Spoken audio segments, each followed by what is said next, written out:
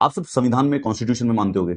नहीं भी मानते होगे तो जनरली आप ये समझते हो हमारा देश एक संविधान की वजह से चलता है। आप ये भी मानते होगे कि एटलीस्ट कुछ नहीं तो सबको हक होना चाहिए अपनी अपनी बात आगे रखने का, मिनिमम बेसिक। 14 जनवरी को गवर्नमेंट ने यूजीसी रेगुलेशंस लागू किए।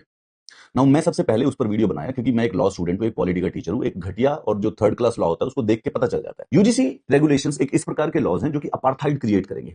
किसी भी पिछले 4000 साल की हिस्ट्री में कभी भी ढूंढ लेना, अगर कोई लॉ पहले ही विक्टिम और पहले ही ऑपरेसर को डिसाइड कर देगा, 100% गारंटीड डिजास्टर क्रिएट करके ही मानेगा। यूजीसी रेगुलेशंस पे जो रिएक्शन आया, गवर्नमेंट को रियलाइज हुआ कि they didn't think it through, तो उन्होंने सुप्रीम कोर्ट का सहारा लिया और बेसिकली यूजीसी रेगुलेशन को स्टे करवा दिया। But this created a situation. Now there is a general category जो कि इसको डिलीट करवाना चाहती है, जो कि इसको रुकवाना चाहती है, हटाना चाहती है, and then there is an SC/ST जिनके फायदे की चीज है तो उनको वो इंप्लीमेंट कराना चाहते हैं, and the situation as usual will always become politicized. तो दिल्ली के रामलीला मैदान में यूजीसी गाइडलाइंस के अगेंस्ट एक प्रोटेस्ट होने वाला था 8 मार्च को, ठीक है, ताकि उसकी डिमांड थी कि विड्रॉ की जाए। तो दिल्ली पुलिस बेसिकली कह रही है कि सिक्योरिटी रीजंस की वजह से हम आपको इसी परमिशन नहीं दे सकते, और जो लोग इस प्रोटेस्ट को प्लान कर रहे थे उन सबको हाउस अरेस्ट के अंदर डाल दिया।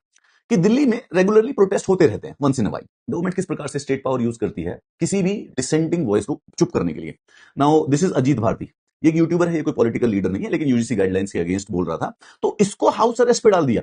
आप समझिए हमारे देश में कबूतरों के लिए भी प्रोटेस्ट होते हैं, कुत्तों के लिए दिल्ली के अंदर सुप्रीम कोर्ट के सामने लोग रोने चले जाते हैं, प्रोटेस्ट करते हैं, पर कोई भी प्रोटेस्ट यूजीसी गाइडलाइंस के अगेंस्ट हुआ तो इसको रात्रि के 1:45 बजे नोएडा, सिमिलरली करनी सेना के राज शेखावत, वो भी उसको भी हाउस अरेस्ट कर लिया गया क्योंकि वो भी उस प्रोटेस्ट में जाना चाह रहे थे। यूजीसी गाइडलाइंस है जो ड्रैकोनियन है, और ड्रैकोनियन की तो बात सेकेंडरी है।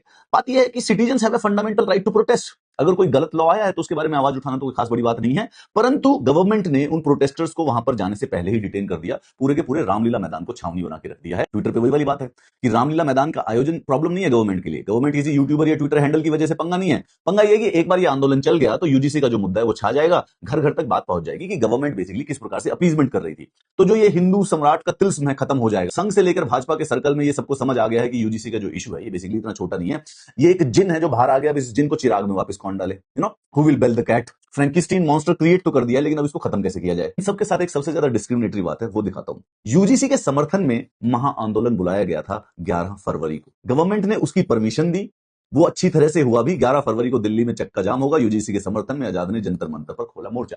सवाल एक इंपॉर्टेंट पूछ रहा हूं मैं आप लोगों से सबसे, कि अगर यूजीसी के समर्थन का जो प्रोटेस्ट है उसकी परमिशन, और वो पीसफुली किया जाता है और वो पीसफुली अलाउ भी किया जाता है गवर्नमेंट और पुलिस के द्वारा, तो यूजीसी की गाइडलाइंस के अगेंस्ट प्रोटेस्ट करने के लिए वही सेम पीसफुल प्रोटेस्ट क्यों अलाउ नहीं किया जाता? गवर्नमेंट पहले से ही बायस्ड है कि यूजीसी की गाइडलाइंस को इसके अगेंस्ट कोई प्रोटेस्ट करेगा तो will put even a YouTuber and social media personality behind the bars, और अगर कोई इसको सपोर्ट करने के लिए करेगा तो हम उनको रामलीला मैदान का खुला मैदान उनको प्रोवाइड